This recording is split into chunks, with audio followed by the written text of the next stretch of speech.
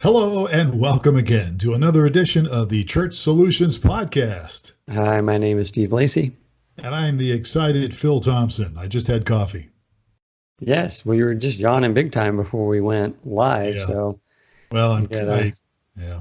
I had coffee and I did have coffee here just maybe an hour ago. So actually I am a little sleepy, but I'm hoping the caffeine stays consistent. I don't know, but it's like 3 o'clock in the afternoon here, and sometimes that's about when I start to run down a little bit. But anyhow, enough of my problems. How are you?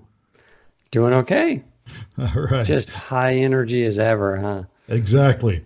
All right. Well, look, folks, if you're new to us, we have been doing this podcast well over 4 years. We've done well over 200 of these kind of podcasts, although as Steve had pointed out a few weeks ago, we actually were doing video podcasts about 10 years ago.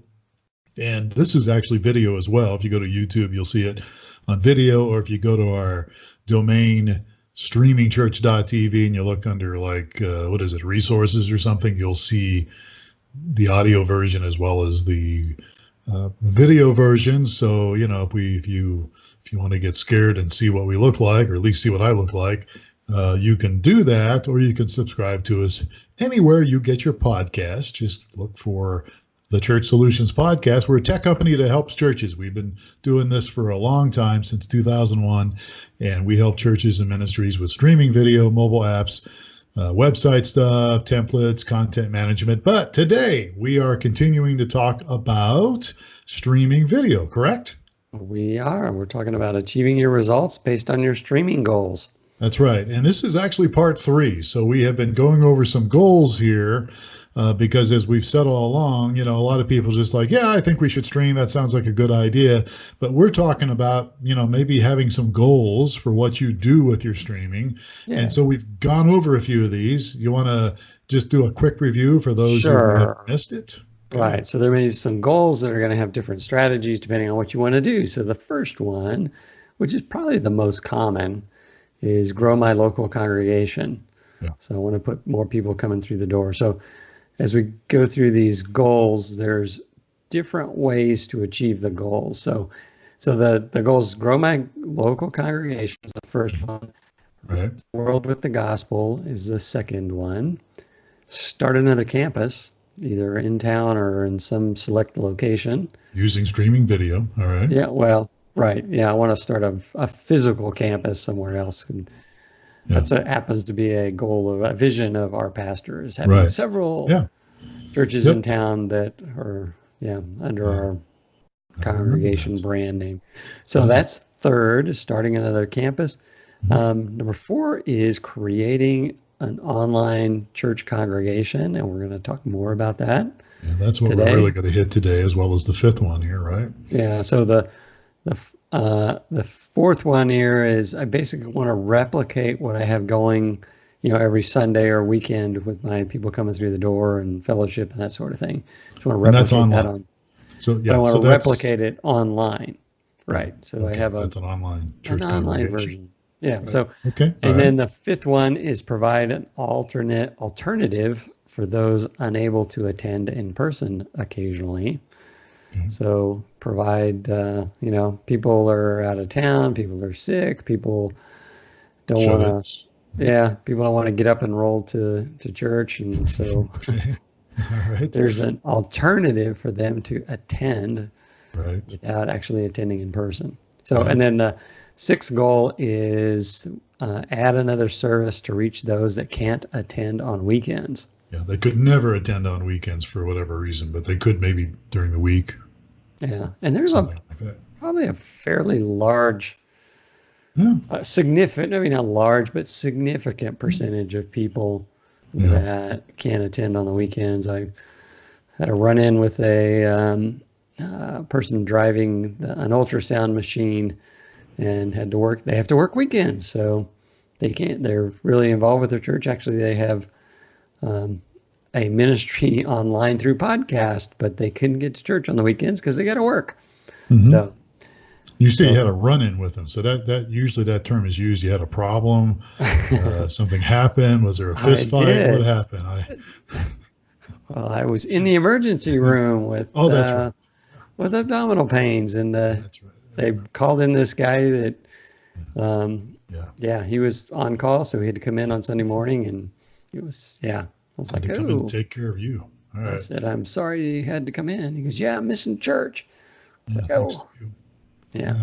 All right. So, and then there's also a mix of all the above, but we can kind of talk about that later. yeah. And so every one of these goals is gonna have a different strategy, and you're probably not going to be able to hit multiple of those goals simultaneously because they all involve a different strategy. So you got to have a strategy. You got to have a plan. Every strategy requires a plan. So let's back up. Every vision requires a strategy to achieve it. And then every strategy requires a plan. And then every plan requires some tasks, some tactics to accomplish that. And then, as you have said, depending on your goals, your strategy, your plan, and your tactics will vary slightly. So did I get that all out correctly? Yes, they will vary significantly. Oh, yeah. Well, that too. I don't have my glasses on here. Let me put my... Oh, yeah, that word does say significantly. All right, sorry. Can't see. Can't hear. My body aches. Go on. Sorry. Yes, the meaning of that varies quite dramatically, depending on whether it's slightly or significantly. Yes, so you're going to do. How good you are, maybe you're good at multitasking. So you're going to do you're going to do very different things to achieve each of the goals. Some of them will overlap and align a little bit. Sure. But some of them are diametrically opposed. So. As far as so you have a strategy, and for achieving these goals, I see there's three main, let's call them focus areas. All right. So the three main focus areas in your strategy are how you market and promote your online ministry. The second key area is what your message content, what's your product or what's your message content coming across for the streaming. And then the third is how you invest in fellowship. So your fellowship investment, how you want to establish fellowship. And there's certain different ways depending on whether you're online or if you're in person. So we are going to dig in. Should we jump into the goal, our next goal on our list? Yeah, we should, but let's clarify, and I know we've done this before in the other podcasts, but let's clarify for those keeping score at home.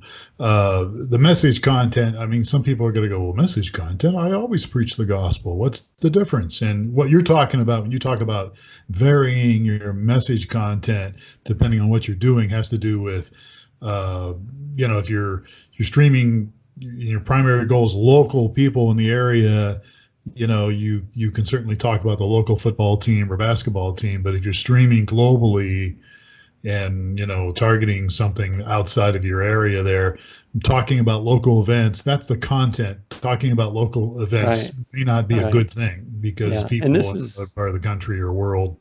And it's not just limited to the pastor's message too. This can be people doing announcements, somebody leading worship, that sort of thing. So any references they do to, like you said, if I want to reach my local congregation, I'm going to probably talk about them, Arizona Wildcats for here in Tucson, and talk about that it's morning here versus if I'm wanting to grow. Or if I want to, reach the world, and I got people in the UK that are watching, they're not going to know anything about the Arizona Wildcats or the fact that why is he talking about breakfast when it's 8:00 at night? Right. They don't care about our bad football team. So yes. Yeah. Okay. Great basketball team. And we'll see. Have you been keeping up? You're always the Eeyore. No, not always. I'm just realistic. You just got to be realistic. Well, that's what you always say. I'm always realistic. Well, how did I go last year? How did the great team do last year? We were very realistic last year. That's right. We were. So, and I tend to be very optimistic, I guess. Well, I'm pulling for him. But anyhow, again, people listening to this podcast, different parts of the country, could care less about this content that we're talking about right now. So why don't we talk about the goals about streaming video? All right. So we went over 1, 2, and 3. So growing my local congregation, which is kind of narrowing my focus, and we kind of talked about some of these things. Reaching the gospel is going to be a completely different focus, and how I market in my message. And then we talked about starting another campus, and how you could go about doing your marketing, promotion, your messaging, and your fellowship stuff. And we went through creating an online, we're doing that today, creating an online church congregation. Yeah. So goal number 4, create an online church congregation. How in the world do I do that? Why would I want to?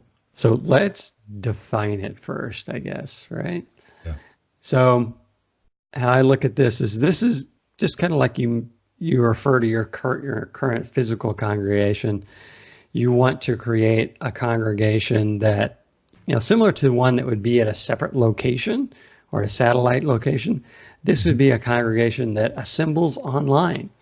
So this, I want to have fellowship, and I want to allow people to, attend from anywhere. And I want to create another campus, but it's online. So you don't want them coming, you don't care if they come to your physical facility. Yeah, I mean, that would be a byproduct of this, but this goal would be to just establish an online congregation. So there's different ways to promote, there's different message content, and there's different fellowship kind of deals. So the fellowship on this goal is very different.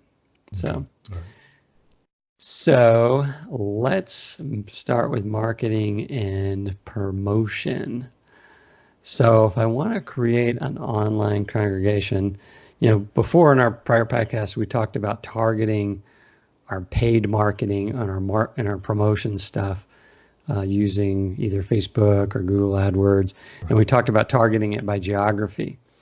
For the online congregation, I'm not concerned with geography, but maybe I want to tune this thing so that maybe I want to target, I don't know, you can go for certain niches. You can target things by age. You can say, well, I want to create an online congregation. People are used to having online relationships with, they've never met the people in person. So maybe I want to do all of my marketing and promotion stuff targeting a certain age group that's more likely to do that.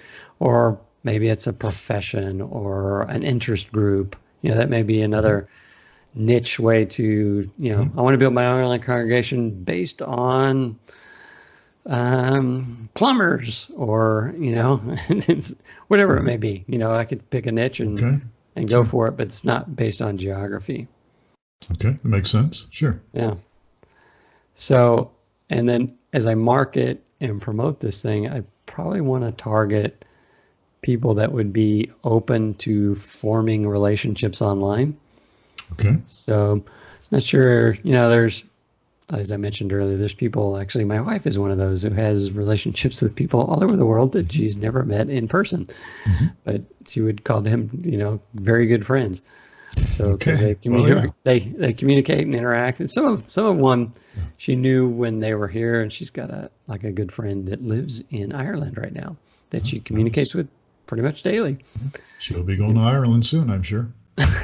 Maybe. So anyway, as I market and promote, maybe is there a niche group that would be open to relationships online that you would think of? Is there a way to segment them? Yeah, I don't know. I kind of, I will get on Instagram sometimes just to relax, in the evenings, and there's people all over the world. And there are some people on Instagram that I follow, and they seem to have a crowd, but they also do have events that they have that they encourage people to come to maybe 2 or 3 times a year. But yeah, I don't know. Interesting though. My wife is into fitness, and they have challenges that she participates in. I know. I've seen that. Yeah. Yes. So, and they want everyone to post online their challenge progress. So, all right. So that's marketing and promotion for forming an online congregation. Yeah. With regard to my message content, one of the things I think that you need to do as you talk about your online streaming is you reference it as an online campus.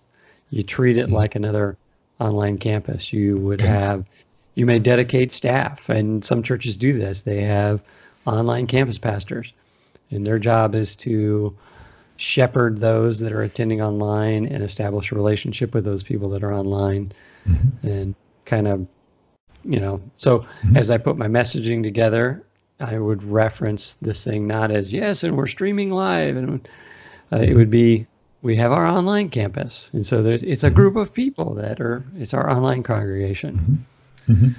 So another thing that I think would be important with the message content is creating opportunities for the online participation beyond the weekend service. So, and we've done this at our church, where you have, Bible studies or small groups or that sort of thing that can also meet online. Online, that's right. We did so that. You're typically having a little more tech-savvy crowd. I know when you have a less tech-savvy crowd, it's sometimes challenging to do an online small group. But actually, I'm part of a mastermind group, and part of the group has been participating in an online weekly group through Zoom. So Zoom, yeah. So you could do Bible studies or whatever, other things during the week. So you want to reference those opportunities for, just like you want to reference opportunities for people at your physical facility for getting involved with the church. You want to reference opportunities for the online crowd that can't come walk through the door, but they could participate in some online things.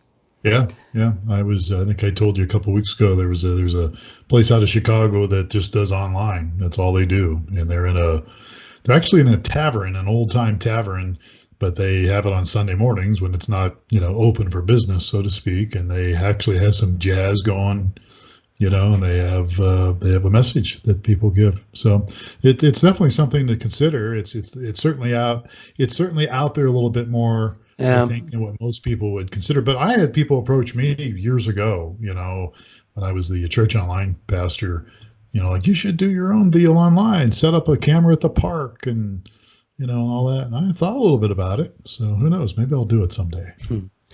All right. So the third part of this was your fellowship, how you invest in fellowship. Right. So I think the primary role is going to be your web host and how they, as I mentioned, shepherd people online. They need to be someone that's good at fostering relationships online. And so someone that's used to, just connecting with people online. Yeah, absolutely. All right. Yeah. So that's interesting. All right. So that was the fourth goal. And we've got about 7 or 8 minutes left. So let's talk a little bit about goal number 5. All right. Something else to offer. So goal number 5, and some may discourage this, but we can consider pros and cons. So goal number 5 is provide an alternative for those unable to attend in person.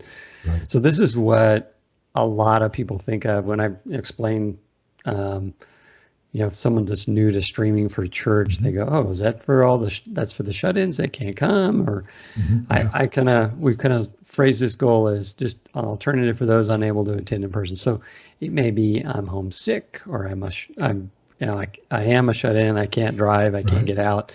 It could be somebody away on business travel. It could be, whatever. Yeah. So, or as you said, somebody working on the days when the church is having services. Yeah, that may be a little problematic if they're wanting to attend from work, though.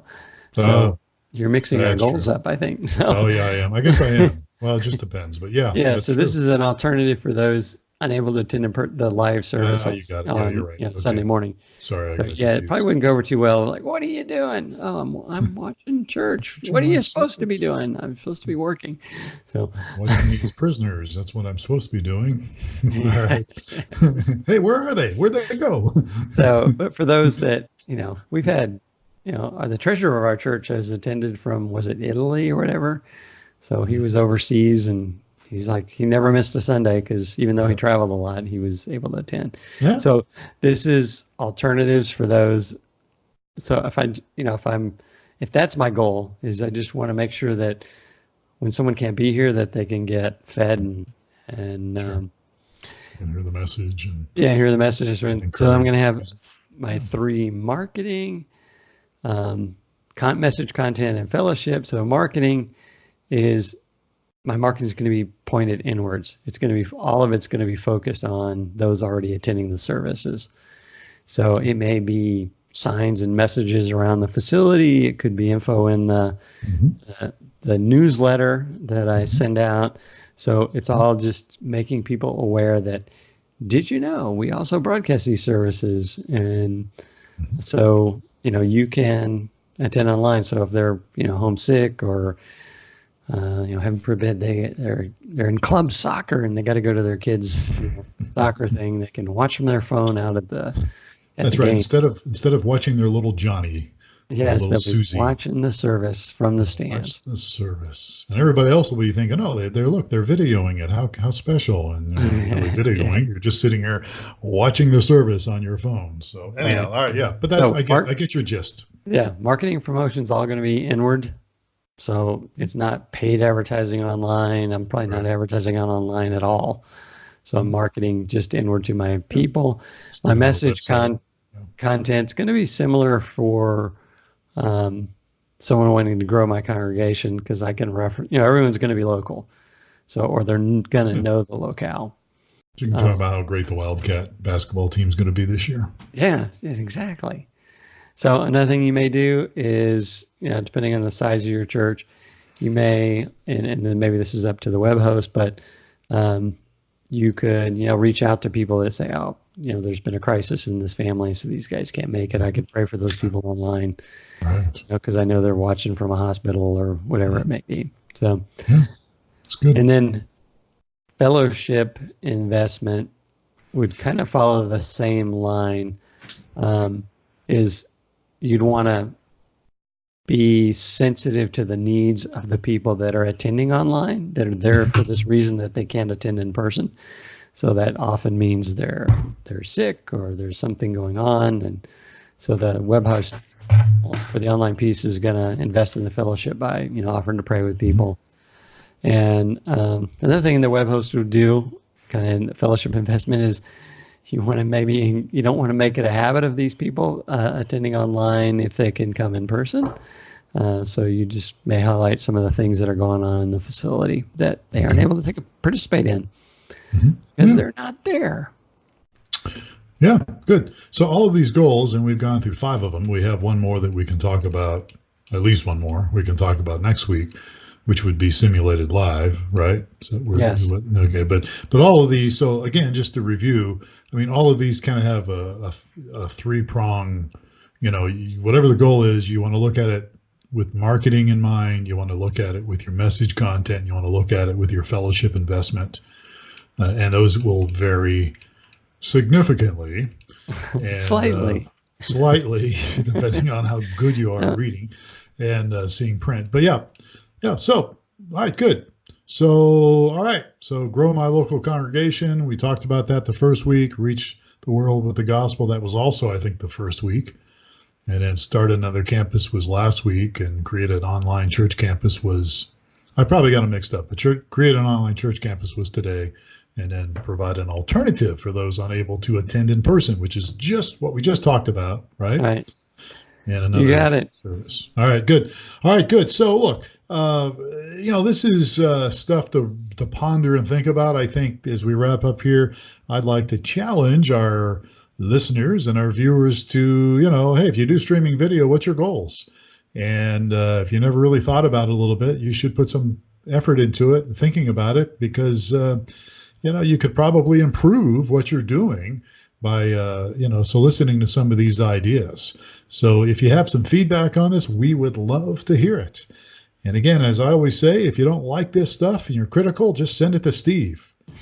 It's Steve at streamingchurch.tv. That's all you got to have. And if you really love this whole thing, then you can send it to me, Phil, at streamingchurch.tv. I'm being facetious here, but the truth is we'd love to hear from you.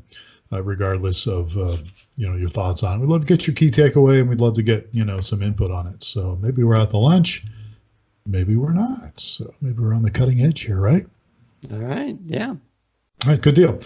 So that's it. Time is up. He is Steve Lacy. My name is Phil Thompson, and this has been the Church Solutions Podcast. Thank you for the privilege of your time. We'll catch you next time on another edition of the Church Solutions Podcast. Take care.